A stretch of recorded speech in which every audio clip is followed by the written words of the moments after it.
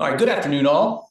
I'm once more honored to be in the same room and having the opportunity to speak to so many like-minded people, and also some of you I just plain respect the hell out of. My name is Alex Painter, and I'm a Hoosier by birth, and I couldn't be happier to spend my first ever trip to Cooperstown in the Baseball Hall of Fame with you all. And so many thanks, of course, to the Baseball Hall of Fame for giving us the opportunity to hold our conference here. And also thank you to the Malloy Conference for selecting my proposal, because there is a fairly good chance I wouldn't be here otherwise. I'd like to do a quick 30-second commercial. As you check out the new Souls of the Game exhibit, please take special note of a photograph in the exhibit of Spiceland, Indiana native John Merida, pictured with his white Spiceland Academy teammates in and around the year 1900.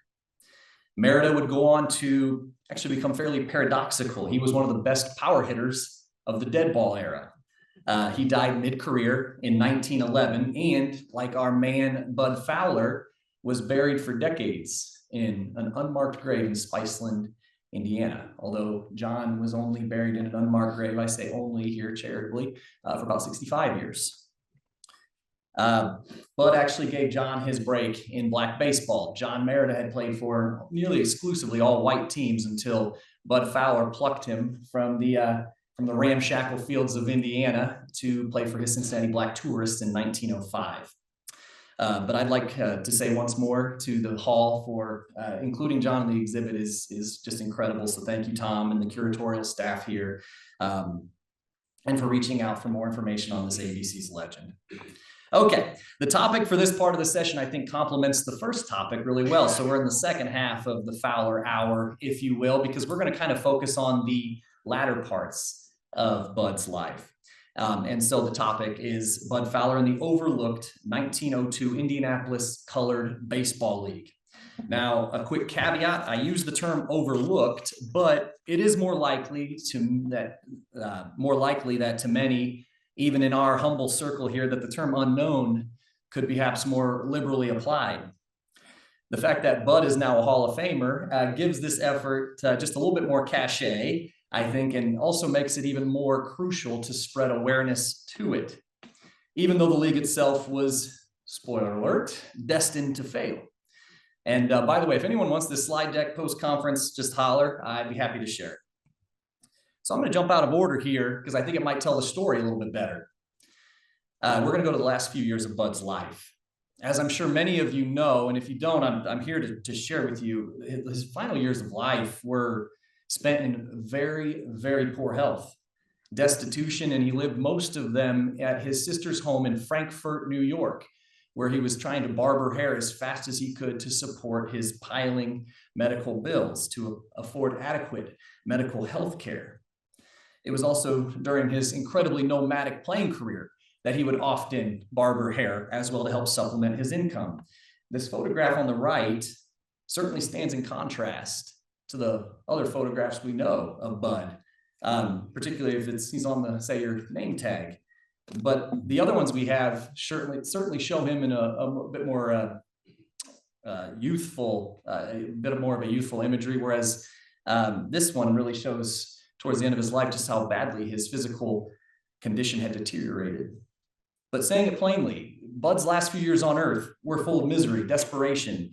In fact, in the last few months of his life, he began a furious, candid letter-writing campaign to several of baseball's then bigwigs, such as Charles Comiskey, Connie Mack, Ban Johnson, and Thomas J. Lynch. He pled for financial support. There is no record of his pleas being answered, and he died on February 26th, 1913, officially of pernicious anemia. Sorry, I studied history, not medicine, but likely several other causes as well. If you have a set of eagle eyes on, you can see that this letter to Lynch was dated February 4th, 1913, so the last month of his life. An excerpt of the letter reads, "I was always an upright, straight man, and I am practically one of the fathers of the game. I am now down and out. I need some assistance to provide a few wants that I need while I remain on this earth." We know a lot about Bud Fowler and his indomitable spirit. However, what we also know about Bud Fowler is he was keenly aware of his place in baseball history. Continuing to work backwards, so that was 1913. Let's wind it back to September 1908. The Sporting Life reported that Bud Fowler, who was, quote, the greatest colored ball player who ever lived, end quote, was destitute and dying of consumption. In yet another September issue of the periodical, Bud was quoted in the Wise Sayings of Great Men section, quote, fewer flowers to the dead and a little more charity to the living would help some, end quote. But it really drove home this point that Bud Fowler, again, the greatest colored ball player who ever lived at the time, was in dire straits. But as we know, what makes Bud Fowler is his resiliency. He fired off a letter back to the Sporting Life, which a summary of was printed just a few months later. And it read, Bud Fowler, the veteran colored player, writes us from his home in Frankfort, New York, that he has not consumption at all. An X-ray examination has revealed the fact that he, for 6 years, since 1902, if we're deducing, subtracting 6 years from when the letter was written, has been suffering from an injury sustained while stealing a base in Indianapolis. He broke the lower left rib, which bent inward, which pierced a kidney. The recount of this injury has been shared in several places. Jeffrey Lang's 2013 Bud Fowler biography, strongly recommend. Brian McKenna's excellent SABR biography of Bud, and others. And I am proud to add some context to it here today because I do think it is really, really important. So in 1902, again, continuing to work backwards, but now we're going to level set here and stick in 1902 for a little while. He's already been in baseball for 3 decades, over 3 decades, as a player, promoter, organizer, manager, you name it. He's done virtually everything, everywhere, it would seem. In 1901, he ended up in Monrovia, Indiana, kind of greater Indianapolis, if you will. And he organized an all-black team in Monrovia that competed in Indianapolis that summer. Certainly something that was a rarity during the exclusionary era of baseball, but also began submitting scouting reports that were published in Sporting Life during this time. Now, the Hoosier State was an old haunt for Bud. In 1888, he reported to a team in Lafayette, Indiana. He was quickly sent home on account of his race. He kicked it down the street to Crawfordsville, Indiana, where they played in the old Central Interstate League. What Lafayette did not want to utilize for their team, Crawfordsville was only too happy to employ for that season. In 1896, he formed an all-black team in Muncie, Indiana, home of Ball State University. That team folded after a couple of weeks, but they did score several victories, including one over the Fort Wayne Farmers, who were an affiliate of the Cleveland Spiders. So again, back to 1902, Bud went about organizing yet another team. He called them his Eastern Colored Stars. Yes, Bud was forming a team, but he was also enterprising, as we know he liked to do. He had his sights set on forming an all-black baseball league in Indianapolis. He had tried something similar in Lima, Ohio, just a couple of years before, but it fizzled before any games could be played. Bud was often the victim of poor infrastructure around the independent, leagueless, barnstorming black teams. He understood what the benefits of an organized league would bring. And of course, he recognized the city of Indianapolis potentially able to support this endeavor a little bit better than, say, Lima, Ohio. To this effect, he shared with the Cincinnati Enquirer, one of these days, a few people with enough nerve will take the chance and form a colored league of about 8 cities and pull off a barrel of money. Of course, when the Negro National League was founded in 1920, there were exactly 8 teams. At any rate, Bud hit the pavement. He gathered support from the Indianapolis Recorder, Indianapolis's black-run newspaper, which was owned by a gentleman named George P. Stewart. George's older brother Charles was a printer, who had taught George the tricks of the trade, and Charles also worked at the Recorder, and he volunteered to be president of the league. Bud appointed himself secretary. Here's where it gets good. Also joining the fray as treasurer was the powerful, well-connected gentleman named Randolph Butler, who was a proprietor of a local watering hole on West 15th Street in Indianapolis. ran, as he was commonly known, or the Senator, as his friends called him, had this brilliant mustache that he sported pretty much his entire life, and he was always puffing on a cigar. Butler was close acquaintances with Indianapolis Mayor Thomas Taggart, which resulted in Butler being able to keep his saloon open even on Sunday. He had just started his own baseball team, and he wanted in Fowler's League too. So again, Butler had just formed his own black baseball team, and they were called the Indianapolis ABCs. As a quick but very relevant aside here, just in case that name doesn't ring a bell, the Indianapolis ABCs would ultimately become one of the most important franchises in the Negro Leagues and would have an intimate presence in Indianapolis through the 1940s. Oscar Charleston, Biz Mackey, Ben Taylor, Dizzy Dismukes, Connie Day, Candy Jim Taylor, C.I. Taylor, Rabbit Shively.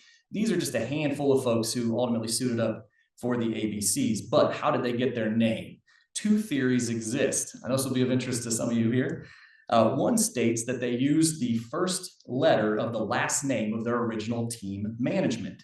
George Abrams, pictured here in the, well, they're all wearing hats. He's wearing the black hat in the back row. Abrams, Rand Butler, was of course the owner, and a gentleman named Conoyer helped manage the club as well. Abrams, Butler, Conoyer, ABC. The other theory is that they were sponsored by the American Brewing Company, which is not a stretch given how Butler made his living. This is the very first team photo of the Indianapolis ABCs, and as you can see in the top right corner, you see ABC beer. Who knows? But all right, so we have the ABCs. Another team called the Herculeans joined up, mighty Herculeans. Another called the Vendômes, likely affiliated with the local Vendôme Hotel, and they were ran by a local merchant named Thomas Haskins, also pledged their support for Fowler's League. We're up and running. Fowler's own Eastern colored stars were a shoe-in as well. So this made 4 teams. The league's formation was announced via the Indianapolis News on July 1st, 1902. The founding meeting was held the day before on June 30th, and the announcement went out that included that games would start that week on Independence Day. Now, I know we have some stadium junkies in the room. You may be asking, well, where would these league games be played? I'm glad you asked. If you have never heard of the Newby Oval, the Newby Oval was built just a few years before in 1898 and served as a predecessor to the Indianapolis Motor Speedway. Baseball games could be pitched on the infield grass inside the quarter-mile bicycle track. Now, I use the term, or the phrase, pardon me, predecessor to the Indianapolis Motor Speedway very intentionally, without hyperbole. This is actually from the Indianapolis Motorcycle Preservation Society's website. Quote, the Newby Oval continued to hold exciting races through 1902 when it was proposed that automobile races begin being held instead of bicycle races. The Newby Oval was not built for automobile races, so in 1903 it was sold and taken apart. And in its place, about 6 miles away, would eventually become the Indianapolis Motor Speedway, founded by Arthur Newby and 3 others. So for cycling history enthusiasts, the name Major Taylor may ring some bells. He competed extensively at the Newby Oval, exceedingly well. In local papers, Newby was also commonly referred to as the driving park. Today, there is a newly installed marker at the Oval's old site. Unfortunately, there is no mention of Bud Fowler in the 1902 Indianapolis Colored League, but here's a photo I took of it back in 2022. Newby Oval also played host to other activities such as concerts, convocations, circuses, vaudeville events, such as this one here in the early summer of 1902, which sadly it was canceled due to low patronage. If you thought, I really thought Coyne's Comedy Dogs were going to bring the people out, you would have unfortunately been wrong. We have an intriguing and significant cast of characters. We have the birth of a legendary Negro Leagues franchise and a hugely significant venue for the games. You may be thinking, well, did they actually play any baseball? Let's move on. The league's first official game was played the morning of July 4th, as promised, at Newby Oval between the Vendômes and the Indianapolis ABCs. The ABCs won the game in rather dominant fashion, 15-4. The attendance was reportedly fair. But throughout the month of July, the Indianapolis Recorder faithfully reported as much colored baseball league action as they could. So much so that in the July 26th issue of the Recorder, they even solicited some help from their readership, crowdsourcing, if you will, about a century before the term was coined. They wrote, quote, "We wish to state that all news concerning non-league baseball games, if brought or made known to us, will be cheerfully published, as we are desirous of having a non-league percentage column as well." But as you can see, as I mentioned, the Indianapolis Recorder was really good to the Colored Baseball League. Every week's edition, they reported standings. But as you may have picked up from the standings, in terms of competitive parity, the Indianapolis ABCs were rather dominant in league play. So the modern day researcher is actually able to find 8 games that were reported in the local paper. It is possible that more were played, but these were the ones that were reported by the local press. In looking at the games and in thinking about the letter that Bud Fowler wrote 6 years later in the Sporting Life to the Sporting Life newspaper, is it possible that during that July 19th or July 26th game against the Indianapolis ABCs is when he suffered that injury? Or perhaps against that game against the Vendomes, which despite my very best efforts, I could not figure out what day it was played. We will never know, but what a story we seem to have here. Sadly, much like the efforts that preceded the Indianapolis Colored Baseball League, the circuit didn't last long. In their August 2nd issue, the Recorder relayed as much to their readers. Quote, "Rumors have reached our office that the league has about broken up. As we think that the public has shown more interest than ever in baseball affairs this year, we hope that the rumors are untrue." Unfortunately, the rumors were not untrue. This is the last reporting of the Indianapolis Colored Baseball League that we see in the printed in the papers. So the league itself lasted just a little less than a month. The Indianapolis ABCs, soon to be an institution in the national black baseball scene, participated in 6 of the 8 games. They won all 6 games, and they outscored their opponents by a 59-20 margin. So what killed the league? Or pardon me to say it perhaps a little nicer, what spelled the end of the Indianapolis Colored Baseball League?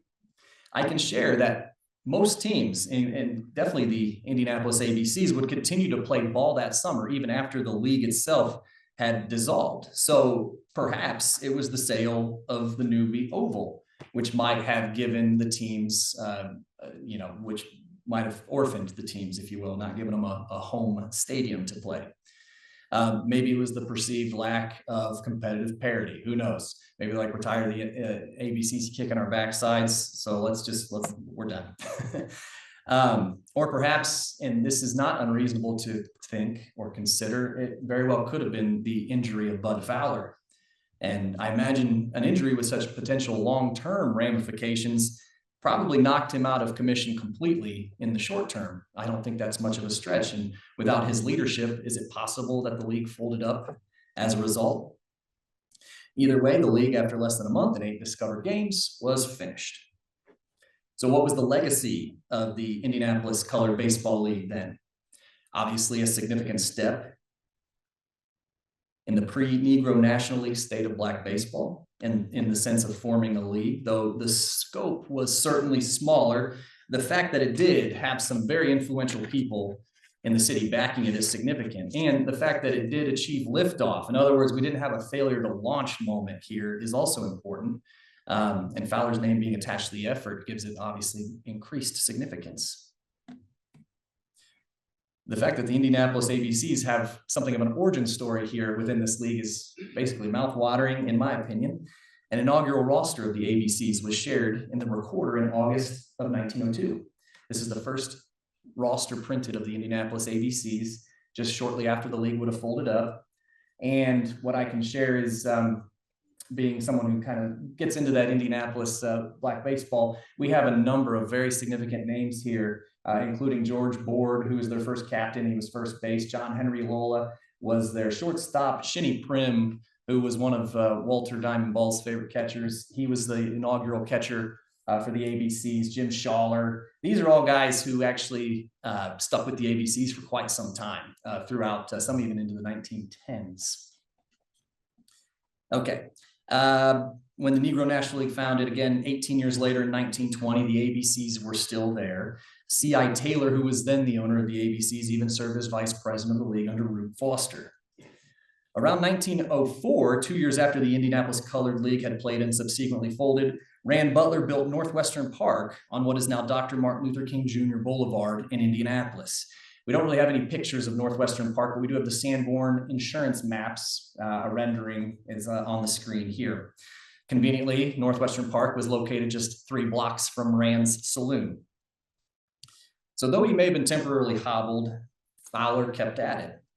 From 1903 to 1905, he banded his black tourists together out of Columbus and Cincinnati. 1905 is when he invited John Merida to join his team. Then he tried his best to stay in baseball, which he was successful at for most of the rest of his life. Again, the Indianapolis Colored Baseball League is just a small, but in my opinion, yet hugely significant piece of Bud's legacy. But to use men who are much more eloquent than I, what is Bud's legacy? His biographer, Jeffrey Michael Lang, asserts, quote, "Bud Fowler never wavered in his passion for the national pastime and held on to the ever-receding dream that there was a future for African Americans in the national pastime. If not on integrated teams at the highest level of the game, at least owners and managers of all black clubs." Baseball historian Peter Morris echoes this sentiment. Despite the treatment he received, Bud Fowler never lost his passion for baseball and never gave up on the hope that the day would come when ball players would be judged on their merits, rather than the color of their skin. I guess it's time for questions. Thank you.